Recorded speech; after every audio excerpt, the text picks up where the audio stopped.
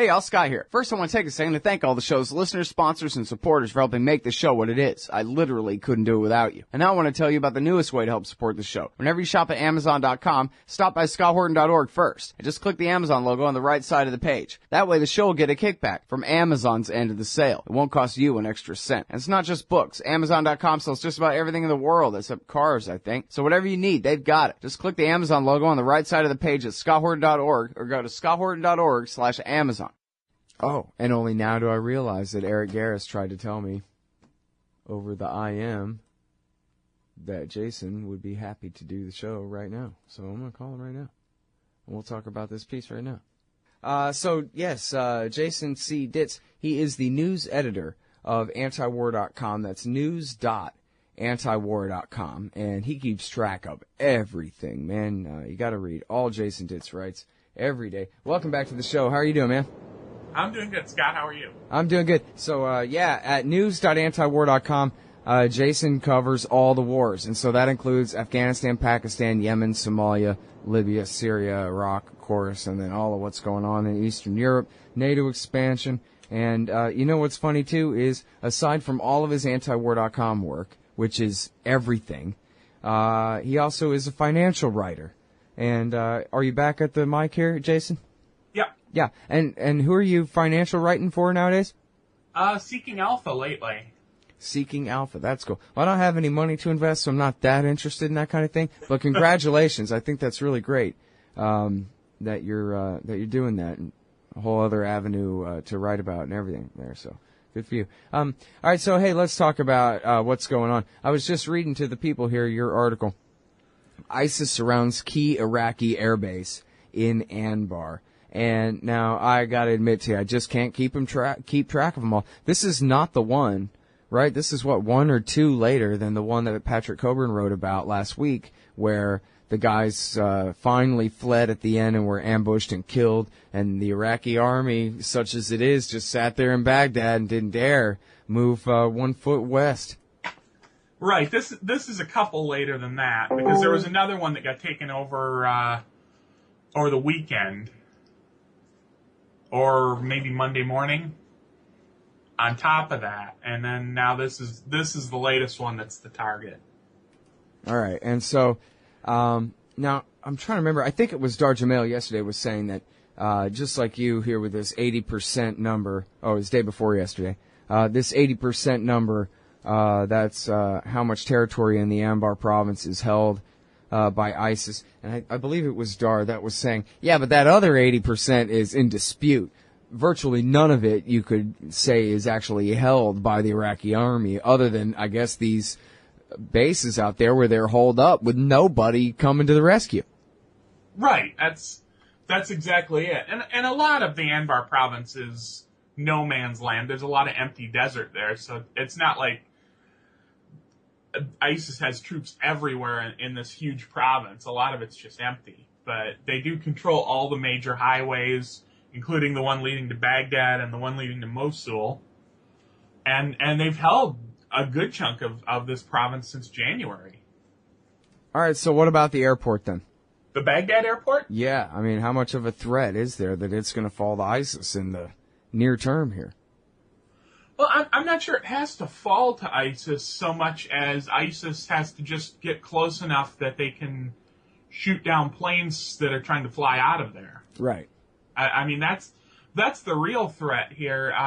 That last 10 kilometers from Abu Ghraib to the Baghdad International Airport would probably be enormously difficult for them to take over, because they'd probably start running into direct resistance from U.S. forces that have been sent to the airport to keep it open. But if they can keep their artillery close enough that they can hit the landing strips, they've got all these shoulder-fired man pads that they got from Saudi Arabia when Saudi Arabia was arming the Free Syrian Army with them.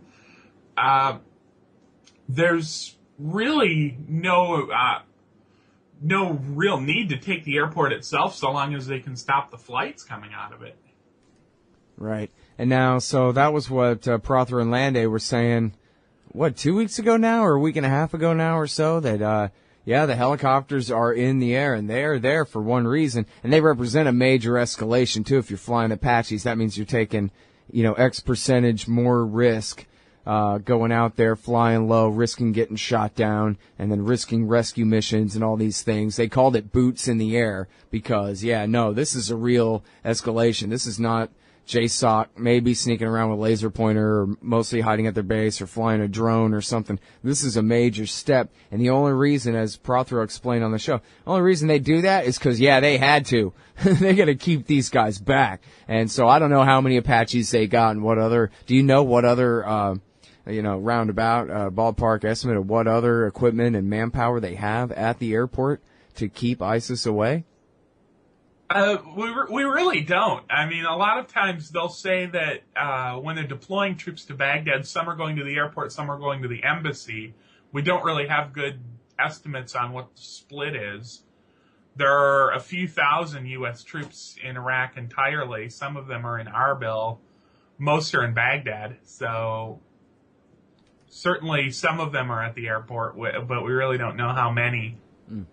Yeah, it seems to me, from what I can tell, that they really they put up a pretty good fight for the Kurds and turned ISIS right around from Erbil back in, late June, or mid-June.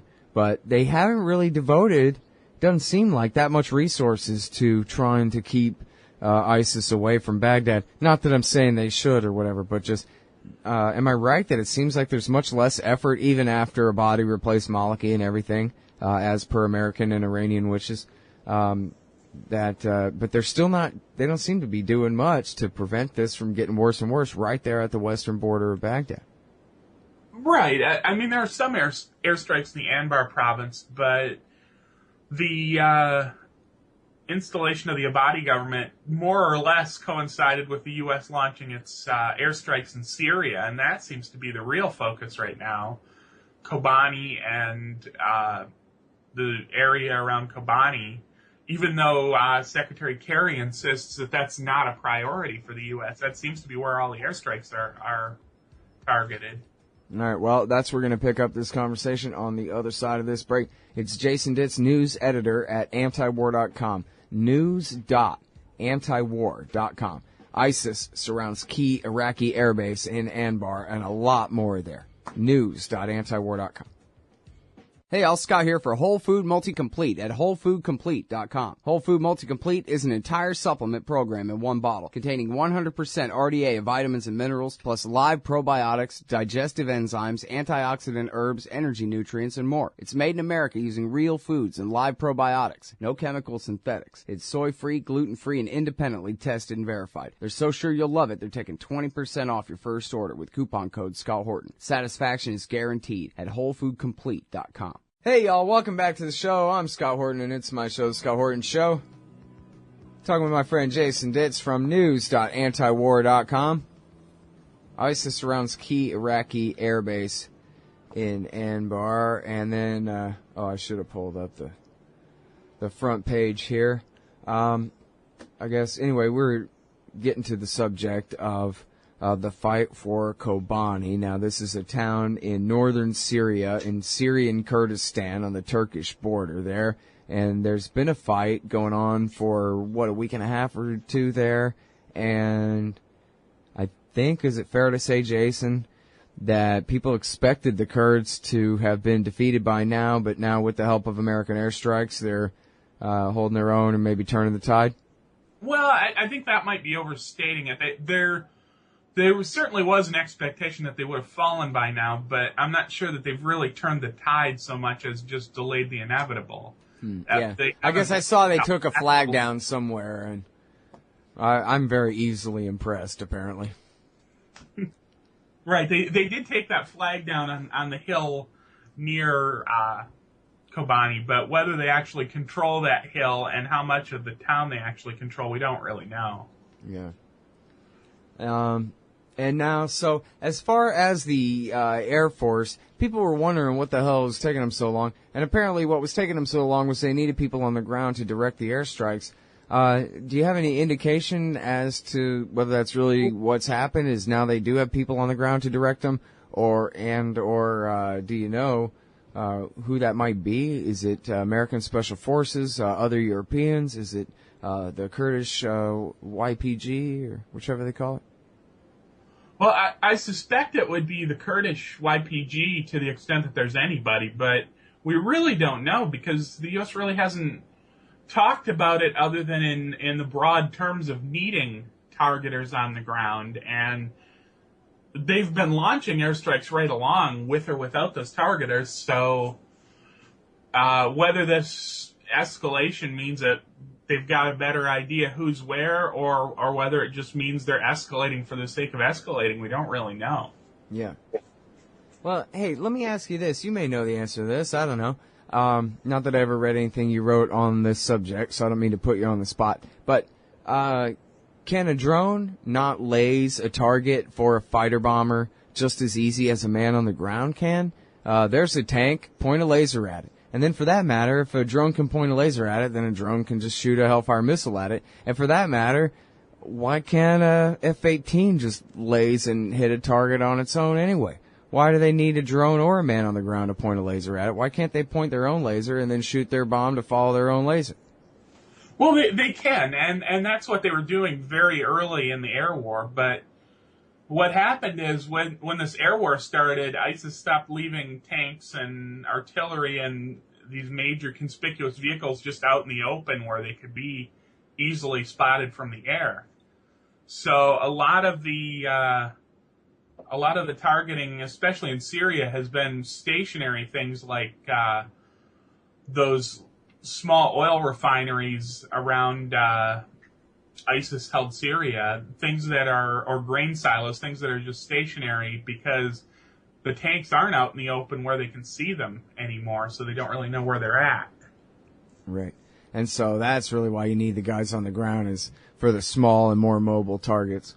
But now, can you talk a little bit about Kurdish reaction in the region? Because, of course, there is no state of Kurdistan, but it is an ethnic region of the Middle East there, bisected by 4 or 5 states.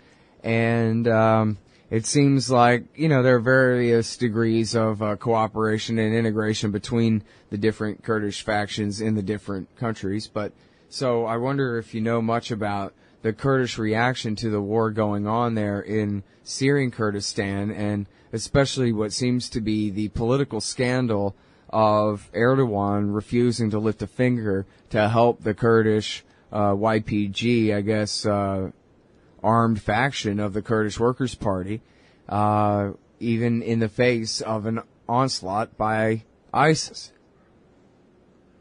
Right, and from the Turkish perspective, it makes total sense to be wary about helping them too much because they've been at war with the Kurdistan Workers' Party for 30 plus years now.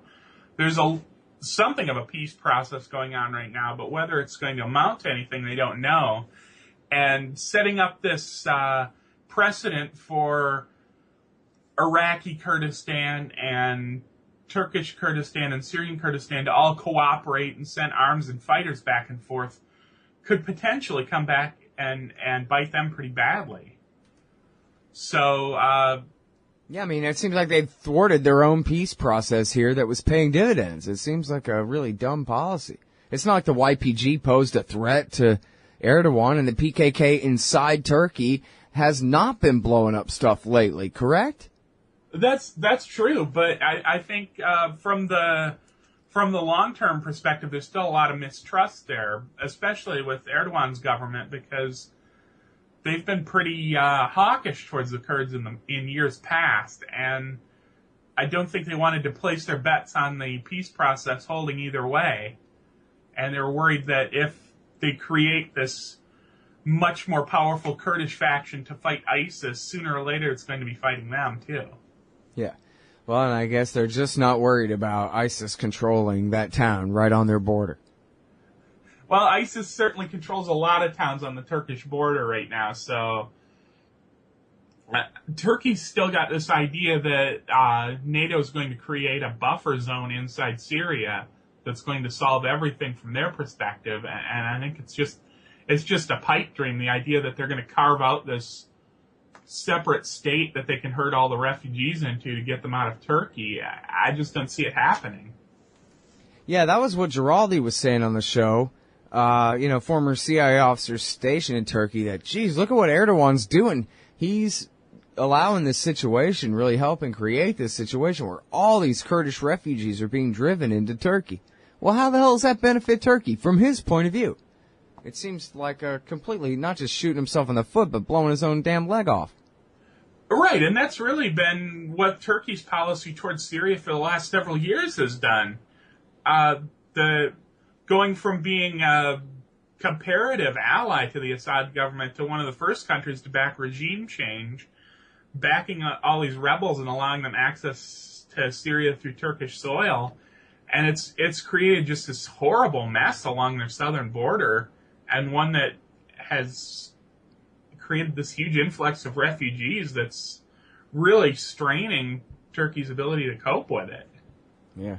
And now, is there any indication that the Americans are actually pissed off at the role the Turks are playing in this all along, that they're saying anything or doing anything about it whatsoever?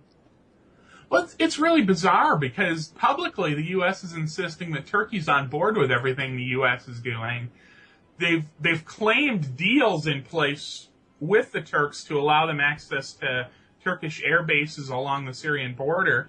Turkey denies that those deals are in place at all. It says no deal's ever been made. So there's a lot of question as to where U.S.-Turkish relations really are right now. Yeah. All right, y'all, that's Jason Ditz, news.antiwar.com. Thanks very much, Jason. Appreciate it. Thanks for having me. You hate government? One of them libertarian types? Or maybe you just can't stand the president, gun grabbers, or warmongers. Me too. That's why I invented LibertyStickers.com. Well, Rick owns it now, and I didn't make up all of them, but still, if you're driving around and want to tell everyone else how wrong their politics are, there's only one place to go. LibertyStickers.com has got your bumper covered. Left, right, libertarian, empire, police, state, founders quotes, central banking. Yes, bumper stickers about central banking. Lots of them. And, well, everything that matters. LibertyStickers.com. Everyone else's stickers suck. Hey, all Scott here. If you're like me, you need coffee. Lots of it. And you probably prefer it tastes good, too. Well, let me tell you about Darren's Coffee Company at darrenscoffee.com. Darren Marion is a natural entrepreneur who decided to leave his corporate job and strike out on his own, making great coffee. And Darren's Coffee is now delivering right to your door. Darren gets his beans direct from farmers around the world. All specialty, premium grade with no filler. Hey, the man just wants everyone to have a chance to taste this great coffee. Darren's Coffee. Order now at darrenscoffee.com. Use promo code Scott and save $2. darrenscoffee.com. Hey, all, Scott Horton here. I want to tell you about this great new book, Livin' La Vida Barocca, American Culture in an Age of Imperial Orthodoxies by Thomas Harrington. While he comes from the left, Harrington has little time for much of what is passed off under that label today. Like us libertarians, he puts peace and freedom first. The book's got great essays on American fascism, empire, the Israeli occupation, the left and Obama, liberalism in the state, and some interesting lessons from the history of imperial Spain. Livin' La Vida Barocca by Thomas Harrington. Check it out at scotthorton.org/books or scotthorton.org/Amazon.